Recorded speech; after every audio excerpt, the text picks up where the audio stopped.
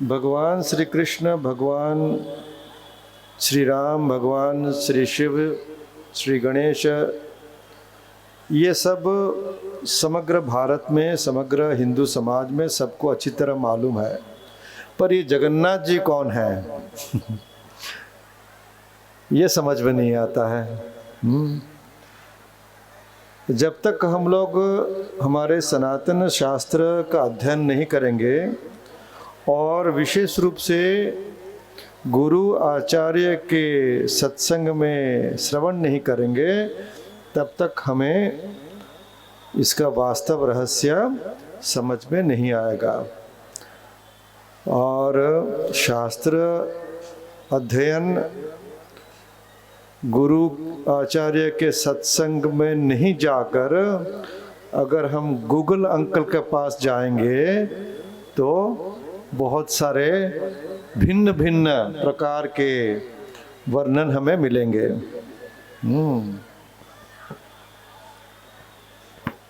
तो मैं थोड़ा सा एक रहस्य कह देता हूँ। ये नोएडा मंदिर का कार्यक्रम जब शुरू हुआ हमको पता नहीं था। जब संपूर्ण हो गया निर्माण और प्रतिष्ठा का समय आया तो हमारे भाई लोग यहाँ बैठे हुए हैं, हमारे पास पहुँचे वीडियो के माध्यम से। और जब हम उनसे बातचीत हमने किया तो हमको ये महसूस हुआ कि जगन्नाथ जी के बारे में ये बिल्कुल जानते ही नहीं है। ये सब गूगल अंकल के पास पहुँचे हुए हैं। तो हमने निवेदन किया कि देखो भाई, विश्व में जितने भी हमारे धर्म हैं या संप्रदाय हैं, क्रिश्चियनिटी कहिए, इस्लाम कहिए, बौद्ध, जैन, सिख या सनातन वैदिक धर्म कहिए, सब शास्त्र पे आधारित है।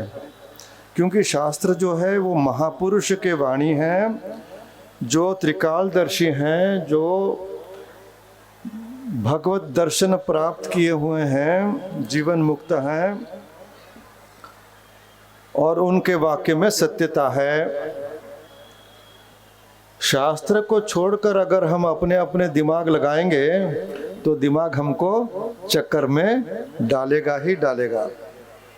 तो हमने निवेदन किया कि जगन्नाथ जी का प्रतिष्ठा हो रहा है, तो यहाँ पे नोएडा में और ये सेक्टर 121 में जो भक्त लोग हैं, भाई बहन हैं, वो पहचाने कि भाई ये जगन्नाथ जी कौन है। तो इसीलिए शास्त्र आधारित प्रवचन आवश्यक है। तो हमने निवेदन किया तो इन्होंने तुरंत स्वामी माधवानंद जी से संपर्क किया और ये कार्यक्रम हुआ। उसके लिए बहुत बहुत धन्यवाद। देखिए, भगवान जी जैसे आपने सुना, जगन्नाथ जी वो कौन है? वो पुरुषोत्तम है। देखिए, स्कंद पुराण में ही ये जो वैष्णव खंड में पुरुषोत्तम क्षेत्र महात्म्य है, 60 अध्याय में जगन्नाथ शब्द कम है, पुरुषोत्तम शब्द ज़्यादा है। तो जगन्नाथ कौन है? वो पुरुषोत्तम है। पुरुषोत्तम कौन है? वो भगवद गीता के 15 अध्याय में संपूर्ण रूप से मालूम पड़ता है। वो है परम पिता, परमात्मा, परमेश्वर, परम ब्रह्म। वो अवतार नहीं है, वो है अवतारी। जैसे आपने सुना, जैसे वैकुंठ में वैसे है, वैसे ही पुरुषोत्तम धाम में उनका नित्य स्थान में वही परमात्मा अवस्थित हैं, उनका निवास है, नित्य निवास है। तो ये ब्रह्मा के जो पहला, आप स्वामी जी ने आपको सुनाया होगा, 50 वर्ष जो हो गया है, 50 वर्ष को परार्ध बोलते हैं, उसमें वही परमात्मा उसी नीलाचल धाम में माधव के रूप में थे, जो आपने सुना होगा, नीलमणि विग्रह के रूप में। उसीलिए नील माधव कहते हैं, शास्त्र में भी है नील माधव।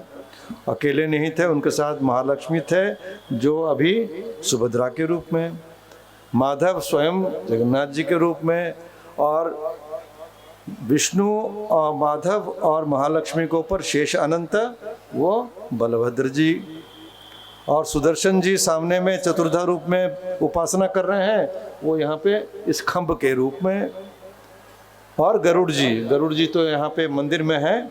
जब विष्णु भगवान जी हैं तो गरुड़ जी को होना ही है।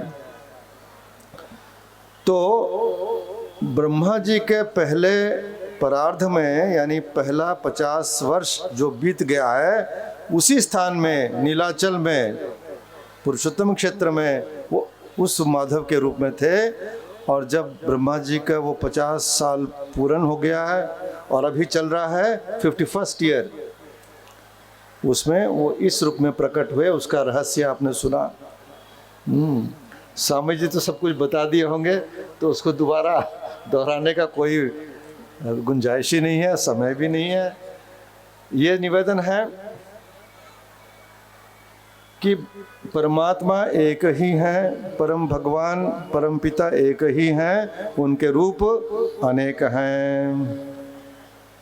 और हमारे लिए उनके महिमा, उनके कृपा के द्वारा वो अनंत रूप में, अनेक रूप में प्रकट होते हैं हम सबको उद्धार करने के लिए। हाँ, तो होगा कैसे? जब हम भगवान से आंतरिक सूक्ष्म, अति सूक्ष्म संपर्क जुड़ने का प्रयत्न करें। उसका मार्ग में 2 चीज़ आवश्यक है, एक है शास्त्र, दूसरे है गुरु। जैसे आपने सुना, शास्त्र और गुरु को अगर हमारे जीवन से हम बाहर कर देंगे, भगवान जी के पास पहुंचना असंभव है। तो ये हम निवेदन रखते हैं हमारे आयोजक के साथ सम्मुख कि प्रतिष्ठा तो हो गया, प्राण प्रतिष्ठा हो गया, भगवान जी अपने घर में आ गए हैं, तो कल से क्या होगा? कल से क्या होगा? तो ये निवेदन है कि देखिए 2 चीज़ें हैं। एक तो है भगवान जी का सेवा पूजा। सेवा पूजा तो पूजक लोग करेंगे, इन लोग सिर्फ अर्थ सामग्री दे देंगे तो काम हो गया। पर दूसरा जो चीज़ है वो महत्व का है। वो क्या है? आध्यात्मिक कार्यक्रम। आध्यात्मिक कार्यक्रम के द्वारा ही हम सब मंदिर और भगवान के साथ जुड़ सकते हैं।